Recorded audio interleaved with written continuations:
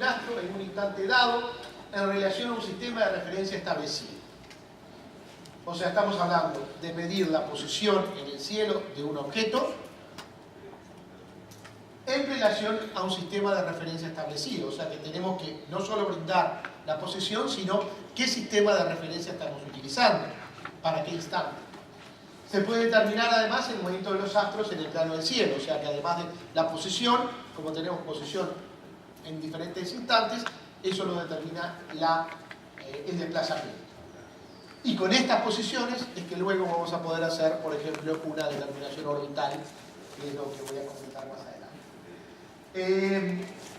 En este sitio web del Minor Planet Center hay una serie de guías muy útiles para iniciarse en la astrometría. Pero bueno, algunas de las cosas son las que voy a ir a comentar ahora.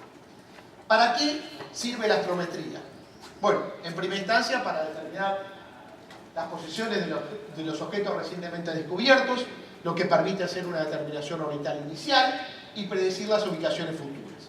O sea, se descubre un objeto, tenemos una secuencia de posiciones y queremos saber dónde va a estar en los próximos días para poder seguir observando.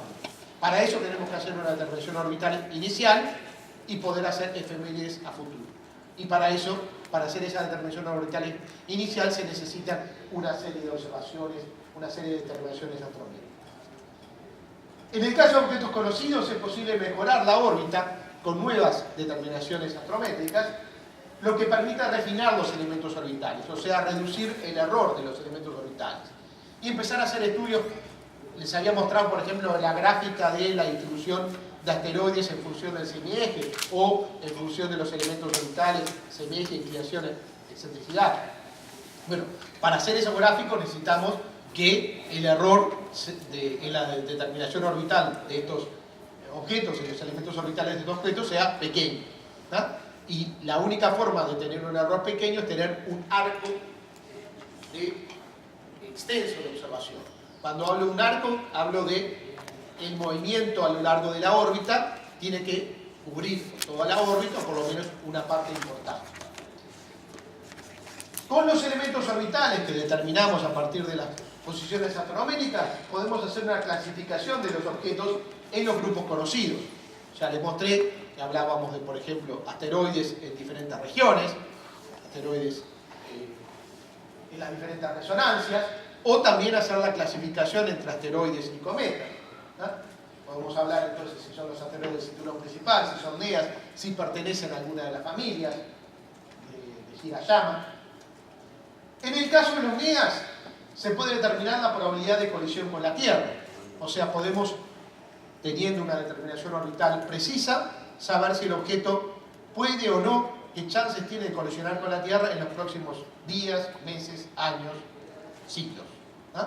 Siempre depende de la precisión con la cual conozcamos la órbita. Y poder decir que, bueno, hay una chance de colisionar con la Tierra el 5 de marzo del 2045, ¿ah? Con tal probabilidad. Se puede hacer estudios de la evolución dinámica de los objetos individuales o conjuntos de asteroides.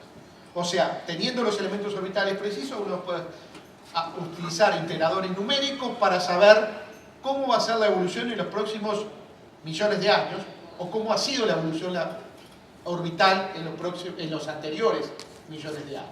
¿De dónde provienen estos objetos? Hay que tener en cuenta que la órbita, la dinámica de estos objetos es generalmente una dinámica caótica. ¿Qué quiere decir eso? Que pequeñas variaciones en los elementos, variaciones en las condiciones iniciales, van a derivar en el tiempo en grandes cambios en los elementos orbitales.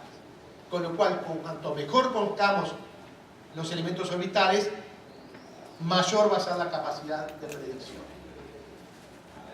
Y finalmente, bueno, también estudiar el origen de las familias y la evolución colisional. Habíamos mostrado lo que era la familia de asteroides. Bueno, para poder identificar que los objetos pertenecen a una misma familia, tenemos que conocer muy precisamente los elementos orbitales y podemos saber, por ejemplo, que la colisión que produjo esa familia ocurrió hace 6 millones de años. como sabemos en algunos casos. ¿Ah? O sea, sabemos que este grupo de asteroides hace 6 millones de años en realidad era un único objeto que se fragmentó y dio origen a una cantidad de asteroides.